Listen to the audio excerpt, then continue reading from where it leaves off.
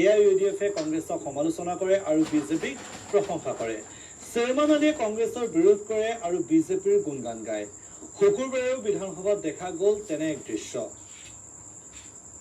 এই মিয়া মানুহৰ কথাখিনি চিন্তা কৰিলেহেঁতেন তেতিয়াহ'লে আজি এই চৰকাৰে সাম্প্ৰদায়িকতা কৰিব নোৱাৰিলেহেঁতেন, মাটিৰ পৰা আমাৰ মানুহক উচ্ছেদ কৰিব নোৱাৰিলেহেঁতেন। আজি আপোনালোকে হাত চাপৰি দি লাভ নাই, কাৰণ আপোনালোকে তাৰে প্ৰডাক্ট। এআইইউডিএফৰ বিধায়কৰ কথাত হাত চাপৰি বজালে বিজেপি বিধায়কে। সদনত চেয়াৰমেন আলীৰ ভাষণতো হাত তালি বিজেপি বিধায়কৰ।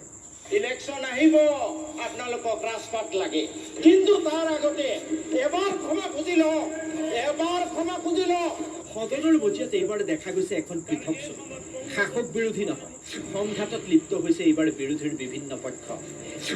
কেতিয়াবা কংগ্ৰেছ আৰু অখিল গগৈৰ যুদ্ধ, কেতিয়াবা অখিল গগৈৰে এআইইউডিএফৰ বিধায়কৰ সংঘাত, আৰু এইবাৰ বিধানসভাত সংঘাত দেখা গ'ল কংগ্ৰেছ আৰু এআইইউডিএফৰ।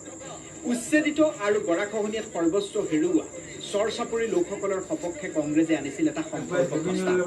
এই সংকল্প প্ৰস্তাৱক সমৰ্থন কৰিবলৈ ভাষণ ৰাখিছিল এআইইউডিএফৰ বিধায়ক মুজিবুৰ ৰহমান। কিন্তু ভাষণৰ আৰম্ভণিৰে পৰাই মুজিবুৰ ৰহমানৰ টাৰ্গেট কংগ্ৰেছ। সংখ্যালঘুৰ বাবে কংগ্ৰেছে তোকে ঘৰিয়ালৰ চকু পায়।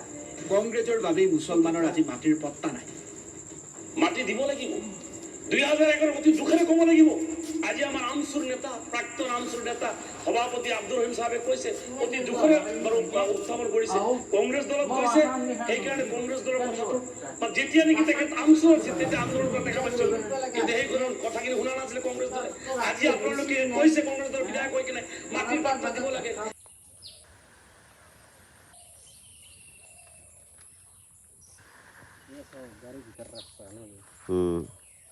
এই চাও গাড়ী ভিতৰ ৰাস্তা।